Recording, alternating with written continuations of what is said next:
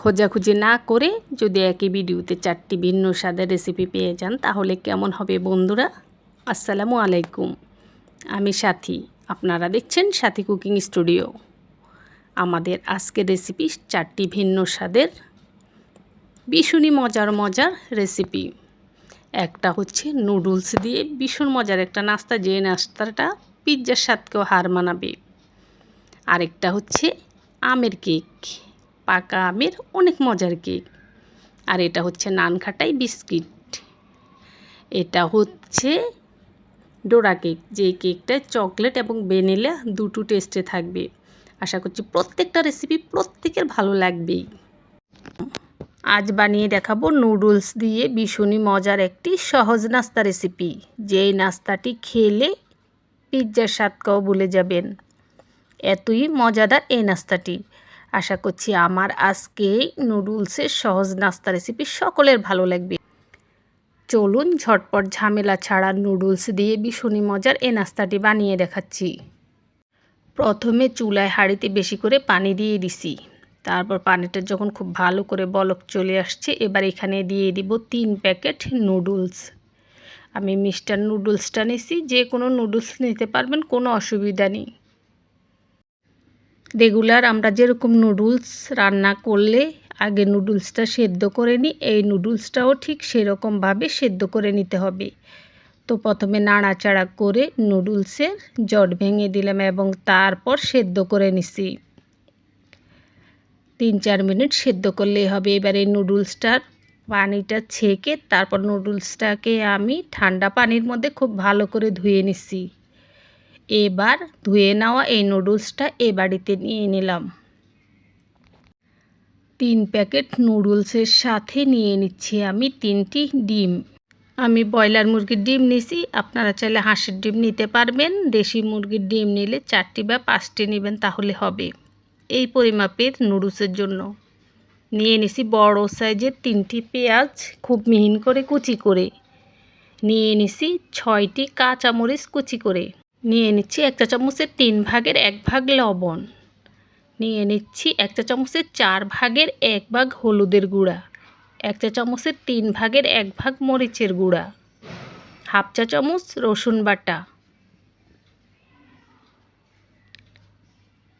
1 চা চামচ চিনি। ছোটো চামচে নিচ্ছি, দেখুন চিনি এর চেয়ে বেশি নেবেন না, আবার এতটুকু নেবেন, এতে করে খুব মজা হবে নাস্তাটি। নিয়ে নিচ্ছি 1 টুকরো লেবুর অর্ধেকটার রস, পুরো টুকরোর রস নেব না। এই দেখুন অর্ধেক রস নিলাম। এবার নুডলসের সাথে যে 3 প্যাকেট মশলা ছিল, সেই 3 প্যাকেট মশলা নিয়ে নিছি। আমি যা যা দিচ্ছি প্রত্যেকটা জিনিস দিবেন, তবেই এই নাস্তাটির আসল টেস্টটা পাবেন। একবার বানিয়ে খেলে দেখবেন বারবার খেতে মন চাইবে, এত মজা। নিয়ে নিচ্ছি ছোট মিনি যে প্যাকেটগুলা টমেটো হট সস 3 প্যাকেট। যদি এমনি টমেটো সস থাকে ঘরে বাসায় 1 টেবিল চামচ দিয়ে দিবেন, তাহলেই হবে, বা চায়ের চামচে 3-4 চামচ মেপে দিবেন, তাহলেই হবে। এবার নিচ্ছি 1 চা চামচ সয়া সস। সয়া সসটা যদি বাসায় না থাকে সেক্ষেত্রে আপনারা বাদ দিয়ে দিতে পারেন, বাসায় থাকলে অবশ্যই দিবেন, এতে করে নাস্তাটির গ্রানও খুব ভালো হয়, মজাও ভালো হয়। এবার আমি হাত দিয়ে প্রথমে পেঁয়াজগুলোকে কষলে নিছি এবং তারপর সব কিছু একসাথে খুব ভালো করে মিশিয়ে নিছি। মিশিয়ে নেওয়ার পরে একটু লবণ টেস্ট করে দেখবেন লবণটা ঠিক আছে কিনা। তো লবণটা এখানে ঠিক হয়েছে। এবার আমি চুলায় একটি হাঁড়ি বসিয়ে দিছি। দেখুন তৈলাক্ত হাঁড়ি বসাতে হবে, যেটার মধ্যে সবসময় তেলের কাজ করেন এই রকম, বা ননস্টিকের পাতিল থাকলে তো কোনো কথাই নেই, ননস্টিকের পাতিলে বেশি ভালো হয়। তো তেলটা দিয়ে, তেলটা যখন গরম হয়ে গেছে, এবার রেডি করে রাখা পুরো নুডলসটা একসাথে দিয়ে দিচ্ছি এই হাঁড়ির মধ্যে। আর চুলার আঁচটা কিন্তু লোতে আছে। লো অবস্থাতেই তেলটা গরম করে নিছি এবং চুলার আঁচটা লোতে আছে, একদম সবচেয়ে কম লো যেটা, সেই লোতে রেখেছি চুলার আঁচ। তারপর দেখুন একটা চামচ দিয়ে গোল করে দিছি, যাতে 4 ছাটের সমান হয়, এভাবে সুন্দর করে রুটির মতো বিছিয়ে দিছি। এবার ঢাকনা দিয়ে ঢেকে চুলার লো আঁচে আমি 6-7 মিনিটের মতো রেখে দিছি। 6-7 মিনিট পর ঢাকনাটা সরিয়ে নিছি। এবার দেখুন আমি আলগা করে দেখলাম যে ওছাড়টা হয়ে গেছে অনেকটা। এবার এই প্লেটের মধ্যে এটাকে উল্টে নিচ্ছি। এই দেখুন হাঁড়ি থেকে উল্টে এভাবে নিচ্ছি, নিয়ে এবার আবারও এই পাতিলে দিয়ে দেব। তো দেওয়ার আগে আবারও সামান্য একটু তেল দিয়ে নিতে হবে, বেশি না কিন্তু তেল আরও দেব। ভিডিওটা ছেড়ে যাবেন না, দেখতে থাকুন। তো আবার অল্প করে একটু তেল দিয়ে দিছি, দিয়ে তেলটাকে ছড়িয়ে দিচ্ছি। তেলটা গরম হয়ে গেছে। এবার আমি এটাকে এভাবে দিয়ে দিচ্ছি। ঠিক এভাবে উল্টে নেবেন, কারণ এই অবস্থায় এক সাইড কিছুটা হইলেও আরেক সাইড তো হয়নি। এভাবে না উল্টাতে গিয়ে যদি আপনি খুন্তি দিয়ে উল্টাতে যান সেক্ষেত্রে ভেঙে যাবে। আচ্ছা, দেওয়ার পর এখনও চুলার আঁচটা লোতে রেখেছি, রেখে একটু চেপে চেপে দিচ্ছি যাতে করে ভিতর দিকেও খুব ভালোভাবে হয়। তারপর আবারও ঢাকনা দিয়ে ঢেকে 6-7 মিনিটের মতো রেখে দিচ্ছি। চুলার আঁচ কিন্তু একেবারে লো, বাড়িয়ে দিবেন না, তাহলে পুড়ে যাবে, ভিতর থেকে হবে না। তো দেখুন আবারও ঢাকনাটা সরিয়ে আলগা করে দেখছি ওছাড়টাও এরকমই ভাজা হয়ে গেছে। এবার যেটা করব, উপর থেকে তেল দিয়ে দিচ্ছি। একটু বেশি করে তেল দেব, 3 টেবিল চামচ বা 4 টেবিল চামচের মতো, এর চেয়ে বেশি না। দেখুন উপর থেকে তেলটা দিয়ে তারপরে একটু আলগা করে দিতে হবে। আর এই পর্যায়ে চুলার আঁচটা মিডিয়ামে করে দিতে হবে। এটা কিন্তু হয়ে গেছে। আপনি চাইলে এই তেলটা না দিয়েও উল্টে পাল্টে যা হয়েছে এভাবে ভেজেও খেতে পারেন, তবে এভাবে একটু বেশি করে ভাজলে বেশি মজা লাগবে। তাই এই তেলটা দেওয়ার পরে চুলার আঁচটা মিডিয়াম করে দিয়ে 4 সাইডে একটু আলগা করে দিবেন, তাহলে তেলটা নিচে যাবে। তারপর এক সাইডটা কিছুটা ভেজে নেবেন, নিয়ে এবার দেখুন এভাবেই দুটা খুন্তি দিয়ে ধরে উল্টে দেওয়া গেছে। এভাবে আবার উল্টে দিবেন। তো উল্টে পাল্টে এপিট ওপিট একটু কড়া কালার করে ভাজবেন, এই যে এরকম উজ্জ্বল কালার করে, তাহলে খেতে ভালো লাগবে। এপিট ওপিট ভেজে নেবেন। আর ভাজার সময় অবশ্যই এভাবে একটু চেপে চেপে দিবেন। বাস দু সাইডটা যখন এইরকম উজ্জ্বল কালার হবে, এতে করে দু সাইডটা ভাজা সুন্দর হবে, সেই সাথে সাথে ভেতরটাও খুব ভালোভাবে হয়ে যাবে। বাস তারপরে এটা তুলে নিচ্ছি, হয়ে গেছে। এই দেখুন প্লেটে নিয়ে নিলাম। নাস্তাটি কিন্তু অনেক বড় হয়েছে, অনেকজনে মিলে খাওয়া যাবে। তো ছুরিটা আমি খুঁজে পাচ্ছি না, এই খুন্তিটা দিয়ে আমি কেটে টুকরো টুকরো করে নিচ্ছি। এটা খেতে এত বেশি ভালো লাগবে, একেবারে পিৎজার স্বাদকেও হার মানাবে, এত বেশি মজা। আপনারা বাসায় একবার বানিয়ে দেখবেন খুব ভালো লাগবে। কেটে নেওয়ার পরে পরিবেশন করার আগে উপর থেকে আবারও টমেটো হট সস দিয়ে দিলাম। বাস হয়ে গেছে। এবার দেখুন এর ভেতরটা কেমন হয়েছে, কাছ থেকে দেখিয়ে দিচ্ছি। এই যে দেখুন। বাস তারপর এভাবে আপনি সুন্দরভাবে পরিবেশন করতে পারেন। পাকা আম দিয়ে তৈরি এই রকম মজার কেক খেতে কার না ভালো লাগে। এখন পাকা আমের ভরপুর মৌসুম, আর এই মৌসুমে ঝটপট ঝামেলা ছাড়া মাত্র 2টি ডিম দিয়ে আমি এই 2টি আমের কেক বানিয়ে ফেলছি। আশা করছি প্রত্যেকের এটা ভালো লাগবে। ভালো লাগলে চ্যানেল সাবস্ক্রাইব করে রাখতে পারেন। বেশি ভালো লাগলে ফ্রেন্ডস ফ্যামিলির সাথে শেয়ার করবেন, আর লাইক কমেন্ট করে যাবেন। আজকে পাকা আমের কেক বানানোর জন্য নিয়ে নিছি 2টো ডিম, নিয়ে নিছি মেজারমেন্টের 250 গ্রামের কাপে 1 কাপ চিনি, নিয়ে নিচ্ছি মেজারমেন্টের 250 গ্রামের কাপে হাফ কাপ সয়াবিন তেল, নিয়ে নিচ্ছি হাফ কাপ আম। এটা পাকা আম ভালো করে ব্লেন্ডার করে নিচ্ছি। ব্লেন্ডার করার পরে যদি দেখেন আপনার আমে আঁশ আছে, তাহলে একটু চেলে নেবেন একটা ছাঁকনি দিয়ে। নিয়ে নিচ্ছি হাফ চা চামচ লবণ। এবার নিয়ে নিচ্ছি 2 টেবিল চামচ লিকুইড দুধ।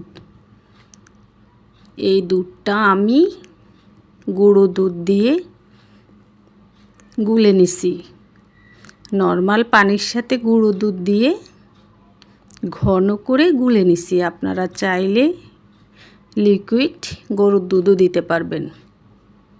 তারপর সব কিছু একসাথে খুব ভালো করে মিশিয়ে নিছি।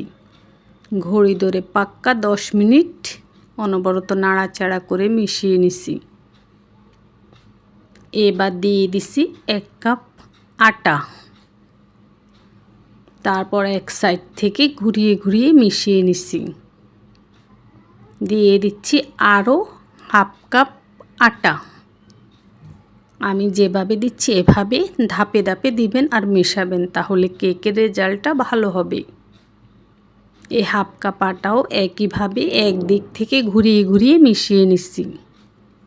খুব ভালো করে মেশাতে হবে যাতে দলা ধরে না থাকে, দানা দানা ভাব না থাকে বা জমে না থাকে। এবার আমি আরও হাফ কাপ আটা দিয়ে দিচ্ছি। একইভাবে আবারও এক সাইড থেকে ঘুরিয়ে ঘুরিয়ে খুব ভালো করে মিশিয়ে নিচ্ছি। মোট মেজারমেন্টের 250 গ্রামের কাপে 2 কাপ আটা ব্যবহার করেছি। আটার জায়গায় চাইলে আপনারা ময়দাও নিতে পারবেন। এবার এখানে আমি আবারও ঘন লিকুইড দুধ নিয়ে নিচ্ছি। 1 টেবিল চামচ দুধ দিয়ে খুব ভালো করে মিশিয়ে নিচ্ছি। দিয়ে দিচ্ছি আরও 1 টেবিল চামচ দুধ।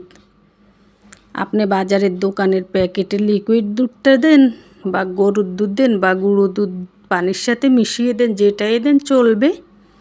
নর্মাল তাপমাত্রায় থাকা দুধ দিবেন আর ঘন দুধ দিবেন, এইটুকুনি মনে রাখতে হবে। তো এখানে আমি মোট 2 টেবিল চামচ লিকুইড দুধ ব্যবহার করেছি। দুধটা মেশানোর পরে দিয়ে দিছি 2 চায়ের চামচ বেকিং পাউডার। এবার আবারও এক সাইড থেকে ঘুরিয়ে ঘুরিয়ে খুব ভালো করে বাটির নিচেরটা উপরে, উপরেরটা নিচে নিয়ে এভাবে বেকিং পাউডারটা মিশিয়ে নিছি। বেকিং পাউডারটা কিন্তু একটু সময় নিয়ে ভালো করে মেশাতে হবে, এটাও একটু মনে রাখতে হবে। তো বেকিং পাউডারটা মেশানো শেষ। এবার যেটা করছি, স্প্যাচুলা নাই, সেটা থাকলে ভালো হতো। তা আমি এই খুরচুমটা দিয়েই নিচেরটা উপরে, উপরেরটা নিচে নিয়ে খুব ভালো করে উল্টে পাল্টে নাড়াচাড়া করে নিচ্ছি। এটা চাইলে আপনি হাত দিয়েও করতে পারবেন বা একটা চামচ দিয়েও। কেক বাটিতে দেওয়ার আগে উপর নিচে একটু ভালো করে এভাবে লেড়ে নিলে যেটা হয়, বেকিং পাউডারটা খুব ভালোভাবে মেশে আর কি। আচ্ছা, আশা করছি বুঝতে পেরেছেন। এবার দেখুন মাখার পর এর ঘনত্ব কেমন হয়েছে। ঘনত্বটা ঠিক এমন হতে হবে।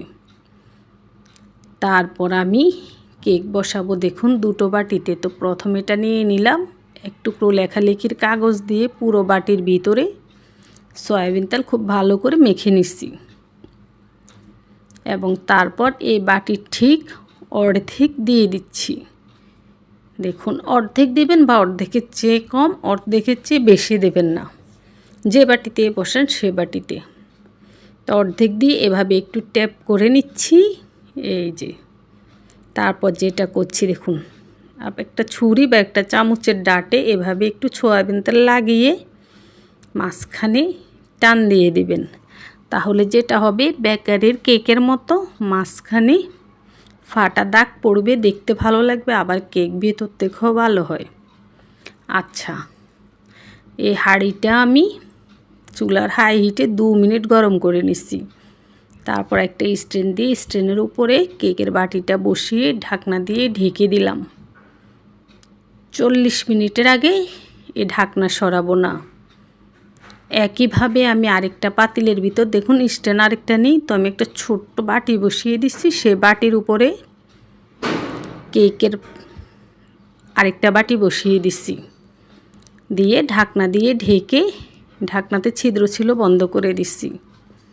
এবার শুনুন, 2টা কেক 2 চুলায় বসিয়ে দিচ্ছি। আর চুলার আঁচ পাতিলের তলা নিতে লাগবে না, এভাবে কমিয়ে দিয়ে পাক্কা 40 মিনিট পরে ঢাকনাটা সরিয়ে নিছি। এরই মধ্যে কেকটা ফুলে কালারও সুন্দর হয়েছে। উপর থেকে খেয়াল করুন, ফেটে দেখুন খুব সুন্দরভাবে কেকটা হয়ে গেছে।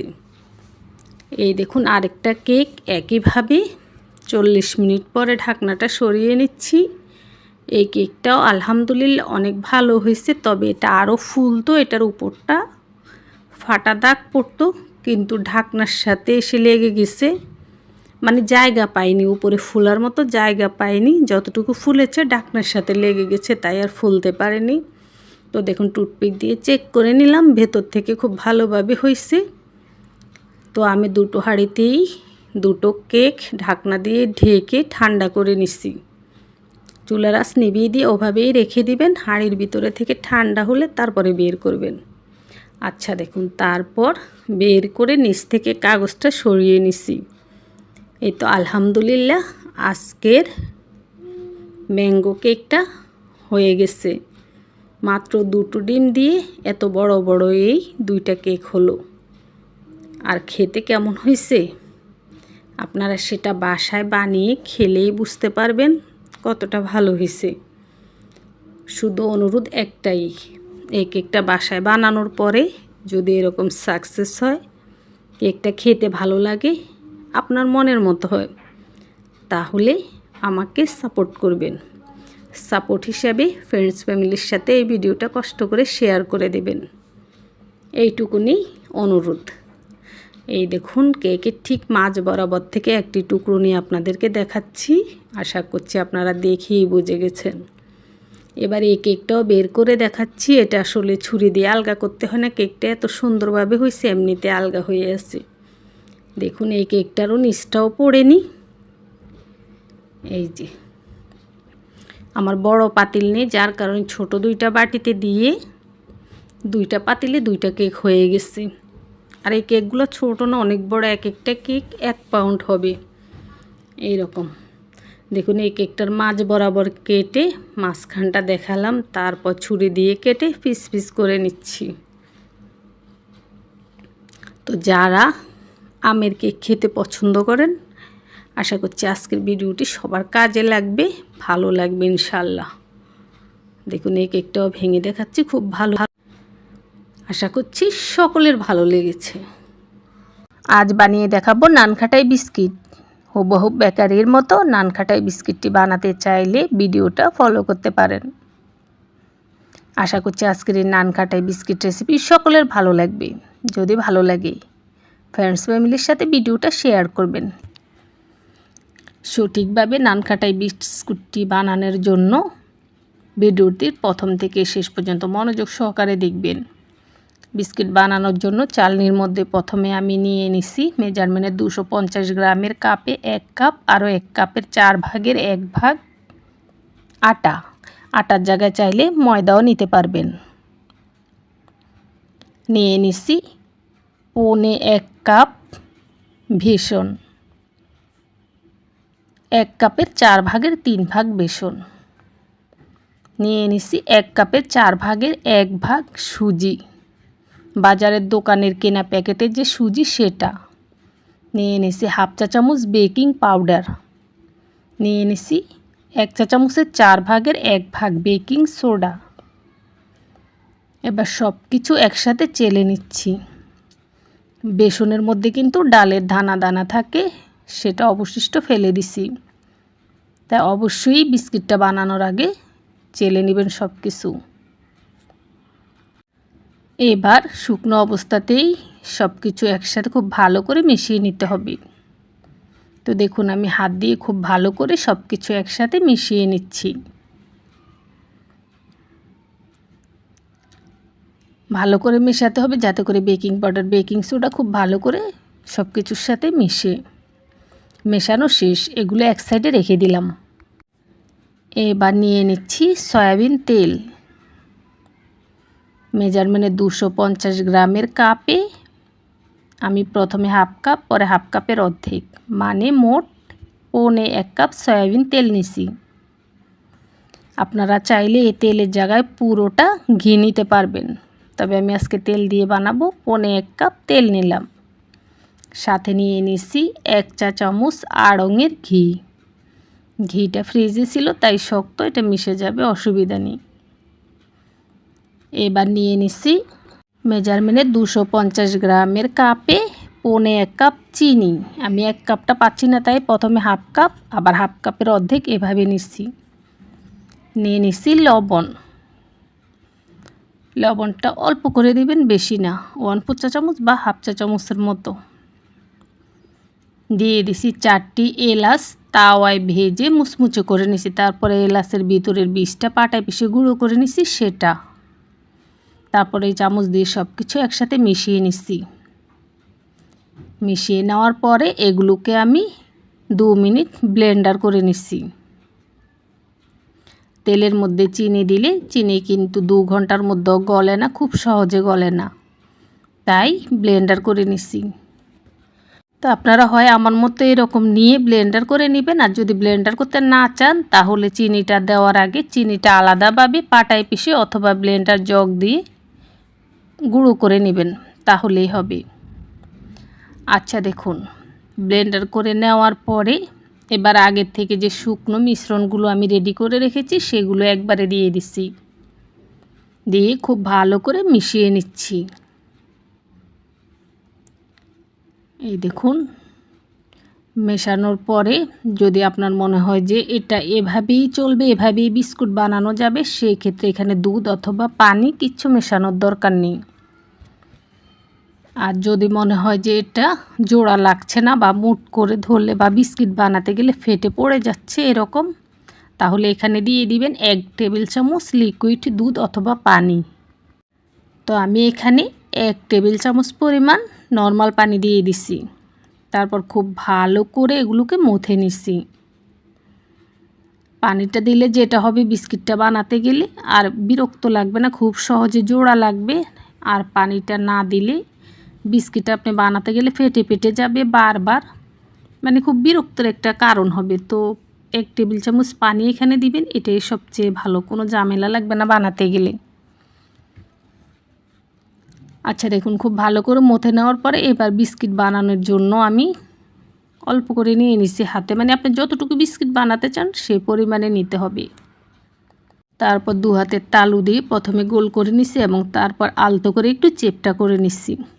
এই বিস্কিটগুলো একটু মোটা সাইজের হয়, তো একটু মোটা সাইজের করে রেখেছি। দেখুন, এভাবেই আমি সবগুলো বিস্কিট বানিয়ে এরকম স্টিলের 2টো প্লেটে নিয়ে নিচ্ছি। মোট 16টা বিস্কিট হয়েছে। প্লেটে নেওয়ার আগে প্লেটে কিন্তু আমি তেল মেখে নিচ্ছি। তেল মেখে নিতে হবে, না হলে লেগে যাবে প্লেটের গায়ে। এবার এই 2টো প্লেটকে আমি নর্মাল ফ্রিজে রেখে দিচ্ছি আধ ঘন্টার জন্য। দেখুন, আধা ঘন্টা পরে বিস্কিটটা নামিয়ে এবার বিস্কুটটা বানানোর পালা। তো আমি যেহেতু চুলে হাঁড়িতে বানাবো, এত বড় প্লেট দেওয়ার মতো হাঁড়ি আমার নেই। দেখুন, আমি এই ছোট প্লেটে করে বানাবো। তো এখানে আমি 5টি বিস্কিট নিয়ে নিচ্ছি। বিস্কিটগুলো নেওয়ার আগে এই প্লেটও খুব ভালো করে তেল মেখে নিচ্ছি। অবশ্যই যতবার বিস্কিট দিবেন প্লেটটা পরিষ্কার করে ভালো করে তেল মেখে তারপরে বিস্কিট বসাবেন, তাহলে বিস্কিট তুলতে সুবিধা হবে। এবার আমি এই বিস্কিটের উপরে একটা ব্রাশ দিয়ে লিকুইড দুধ ব্রাশ করে নিছি। তারপর দিয়ে দিচ্ছি বাদাম। নানকাটা বিস্কিটের উপরে দেখবেন বেকারি থেকে কিনলে উপরে বাদাম থাকে, তো আমরা রেগুলার যে চীনা বাদামটা খাই সেই বাদামটা নিচ্ছি। আপনারা আপনাদের পছন্দ মতো যে কোনো বাদাম নিতে পারবেন। আর এগুলো ভাজা বাদাম, তারপরে একটু ভেঙে গুঁড়ো করে নিচ্ছি, আর কিছু না। এবার কেক যেরকম হাঁড়িতে বসাই এই বিস্কিটগুলো সেভাবে বসাবো। তার জন্য আমি ঢাকনা দিয়ে ঢেকে চুলার হাই হিটে হাঁড়িটা 2 মিনিট গরম করে নিছি। তারপর হাঁড়িতে একটা স্ট্যান্ড দিয়ে স্ট্যান্ডের উপরে বিস্কিটের প্লেটটা দিয়ে ঢাকনা দিয়ে ঢেকে চুলার আঁচ লো করে দিয়ে 30 মিনিটের জন্য রেখে দিচ্ছি। লো মানে একেবারে নিবুনো না, শুধু পাতিলের তলায় আগুনটা লাগবে না, এই রকম কমিয়ে দিতে হবে। তারপর এভাবে ঢাকনা দিয়ে ঢেকে 30 মিনিট পর দেখুন ঢাকনাটা সরিয়ে নিছি। বিস্কিটগুলো ফুলে বড় বড় হয়ে গেছে, সেই সাথে সুন্দর কালার আসছে। বিস্কিটগুলো ধরে আমি দেখেছি বিস্কিটটা হয়ে গেছে। তা আপনি কীভাবে বুঝবেন বিস্কিটটা হয়ে গেছে? বিস্কিটটা চুলার মধ্যে থাকা অবস্থায় ধরে দেখবেন, যদি দেখেন যে বিস্কিটটা নরম আছে মনে হবে, তবে একেবারে নরম না যে আপনার হাতে লেগে যাবে, এরকম হলে ভাববেন যে বিস্কিটটা হয়ে গেছে। তো গরম গরম অবস্থায় বিস্কিটটা একটু নরমই থাকে, পরে আস্তে আস্তে যত ঠান্ডা হবে শক্ত হবে। আর কালারটা দেখে নিন, এরকম কালার হলে নামিয়ে নেবেন। তো আমি নামিয়ে একটা কুরসুম দিয়ে বিস্কিটগুলো তুলে নিছি। এভাবে আমি 5টি করে 16টি বিস্কিট এই হাঁড়িতেই সবগুলো বানিয়ে নিছি দেখুন। তারপর সবগুলো একসাথে এই প্লেটে নিয়ে নিছি। আলহামদুলিল্লাহ বিস্কুটগুলো খুবই ভালো হয়েছে।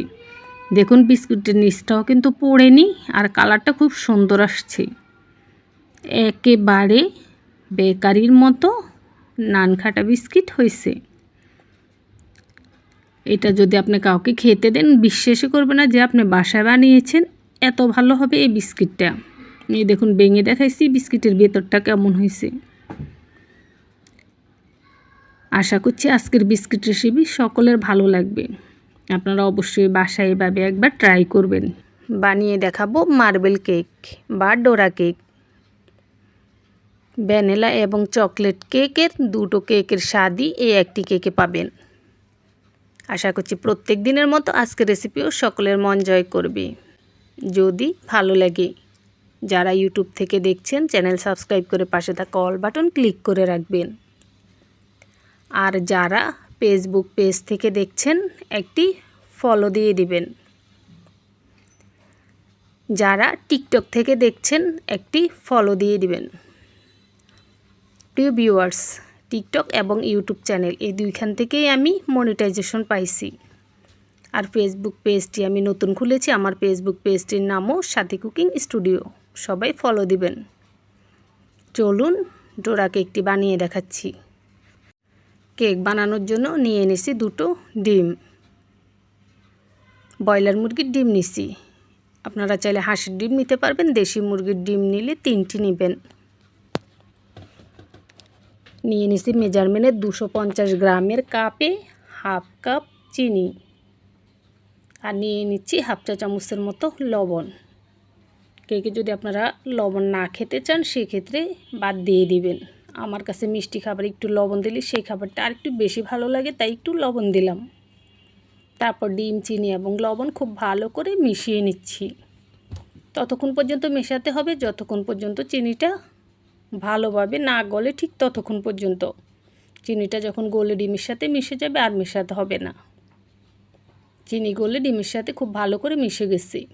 এবার দিয়ে দিচ্ছি মেজারমেন্টের 250 গ্রামের কাপের 1 কাপের 3 ভাগের 1 ভাগ সয়াবিন তেল। এই তেলের জায়গা চাইলে আপনারা ঘি বাটার দিতে পারবেন, সমস্যা নেই। তাতে করে কেকটা আরও বেশি ভালো হবে, আরও বেশি মজা হবে। এবার আমি তেলও খুব ভালো করে ডিমের সাথে মিশিয়ে নিছি। তেল কিন্তু ডিমের সাথে সহজে মিশতে চায় না, একেবারে আলাদা আলাদা হয়ে থাকে, তাই খুব ভালো করে সময় নিয়ে মেশাবেন। তেল ভালো করে ডিমের সাথে মিশলে কেকটা ভালো হবে। তো দেখুন মেশানো শেষ। এবার নিয়ে নিচ্ছি মেজারমেন্টের 250 গ্রামের কাপে হাফ কাপ নর্মাল তাপমাত্রায় থাকা লিকুইড দুধ। আপনি যদি লিকুইড দুধ নেন সেক্ষেত্রে জাল করে ঘন করে নেবেন, এখানে ঘন দুধ ব্যবহার করবেন। আর যদি গুঁড়ো দুধ দিয়ে এই তরল দুধটা বানান সেক্ষেত্রেও ঘন করে গুলে নেবেন। আর আমি নর্মাল তাপমাত্রায় থাকা দুধটা দিছি। দুধটাও খুব ভালো করে মিশিয়ে নিছি। এবার মেজারমেন্টের 250 গ্রামের কাপে 1 কাপ আটা নিয়ে নিছি। আপনি চাইলে ময়দা নিতে পারবেন, সমস্যা নেই। আমি বাজারের দোকানের কেনা যে খোলা আটাটা পাওয়া যায় সেটা নিছি। নিয়ে নিছি 1 চা চামচ বেকিং পাউডার। নিয়ে নিছি হাফ চা চামচ বেকিং সোডা বা খাবার সোডা যেটাকে বলে মুদি দোকানে পাওয়া যায় সেটা। এবার 1 টেবিল চামচ গুঁড়ো দুধ নিয়ে নিলাম। পরিমাপটা ঠিক রাখবেন, কেকটা পারফেক্ট হবে দেখবেন ইনশাল্লাহ। তারপর একদিক থেকে ঘুরিয়ে ঘুরিয়ে মিশিয়ে নিচ্ছি। একটা হ্যান্ড উইচ অথবা কাঁটা চামচ দিয়ে মিশিয়ে নেবেন। আর মেশাতে হবে খুব ভালো করে, যাতে করে দানা দানা না থাকে, জমাট বেঁধে না থাকে, দলা ধরে না থাকে। আশা করছি বুঝতে পেরেছেন। এই দেখুন খুব ভালো করে মিশিয়ে নিচ্ছি। ভিডিওতে দেখা যায় অনেক ঘন ঘন করে নেড়েছি, না আমি আস্তে আস্তে নেড়ে সময় নিয়ে নেড়ে খুব ভালো করে মিশিয়ে নিচ্ছি। আচ্ছা মেশানো শেষ। এবার আবারও একটা চামচ দিয়ে তলানি ঘেঁষে খুব ভালো করে মিশিয়ে নিচ্ছি।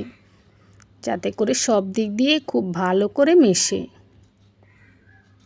এই দেখুন মেশানোর পর এর ঘনত্বটা এইরকম হয়েছে। মার্বেল কেক বা ডোরা কেক বানানোর জন্য ঘনত্বটা ঠিক এই রকম দরকার। তো আপনারা মেপে নেবেন, তাহলে আর কোনো সমস্যা নেই। আচ্ছা, এবার আমি এখান থেকে অর্ধেকটা মিশ্রণ আলাদা একটা বাটিতে নিয়ে নিচ্ছি।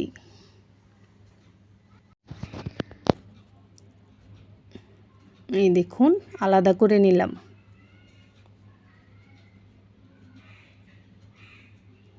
এবার এই বাটি দুটো এক সাইডে রেখে দিচ্ছি। রেখে দিয়ে বাকি প্রিপারেশনটা নেব। বাটি দুটো এক সাইডে রেখে আমি এখানে দেখুন একটা বাটির উপরে নিয়ে নিচ্ছি ছাঁকনি। তারপর নিয়ে নিচ্ছি আমি কোকো পাউডার। এখানে 1 টেবিল চামচ, আরও 1 টেবিল চামচের অর্ধেক, মানে 1.5 টেবিল চামচ কোকো পাউডার নিলাম। কোকো পাউডারটা ভালো ব্র্যান্ডের নেবেন, সেক্ষেত্রে কেকটা খেতে ভালো লাগবে। আমি আজকে আহাদের কোকো পাউডারটা নিছি। আর এখানে নিয়ে নিছি 1 চা চামচের 4 ভাগের 1 ভাগ কফি পাউডার। কফি পাউডারটা মনে করে দিবেনই, তাহলে কেকের স্বাদটা ঠিকঠাক লাগবে। তারপর এগুলো চেলে নিচ্ছি। এবার 2 টেবিল চামচ কুসুম গরম দুধ দিয়ে কোকো পাউডার এবং কফি পাউডারটাকে মেখে নিচ্ছি। এখানে আমি 1 টেবিল চামচ দুধ দিছি, সেটা ভিডিওতে উঠেছে। আমি আরও 1 টেবিল চামচ দুধ দিছি, সেটা স্কিপ হয়ে গেছে। মোট 2 টেবিল চামচ লিকুইড দুধ দিয়ে মিশিয়ে নেবেন। দেখুন খুব ভালো করে মিশিয়ে নিছি। মেশানো শেষ। এবার আগে থেকে যে 2 বাটিতে কেকের মিশ্রণটা আলাদা করে রেখেছি, সেখান থেকে 1 বাটি মিশ্রণের সাথে আমি এই কোকো পাউডারটা খুব ভালো করে মিশিয়ে নিচ্ছি। সাথে দিয়ে দিয়েছি হাফ চা চামচ চকলেট এসেন্স। তারপর খুব ভালো করে সময় নিয়ে মিশিয়ে নিচ্ছি, যাতে করে কোকো পাউডারের কোনো দানা ভাব বা জমাট বাঁধা না থাকে। এই দেখুন মেশানো শেষ। এবার এই বাটিটা এক সাইডে রেখে দিচ্ছি। আরেক বাটির মিশ্রণের সাথে আমি দিয়ে দিছি হাফ চা চামচ ভ্যানিলা এসেন্স দিয়ে এটাকেও খুব ভালো করে মিশিয়ে নিচ্ছি। আজকের কেকটা বসাবো আমি এই কেকের বাটিতে। বাটির তলায় লেখালেখির এক টুকরো কাগজ দিয়ে বাটির তলা এবং বাটির ভিতরে সব সাইডে খুব ভালো করে সয়াবিন তেল মেখে নিচ্ছি। এবার দেখুন যে 2 কালারের বা 2 স্বাদের কেকের মিশ্রণ আমি রেডি করে রেখেছি। প্রথমে আমি চকলেট কালারের কিছুটা দিয়ে দিচ্ছি। এখানে একটা কাপ নিয়ে নেবেন, কাপ দিয়ে মেপে মেপে দিবেন। তারপর দিয়ে দিছি ভ্যানিলাটা, তারপর আবারও চকলেটটা।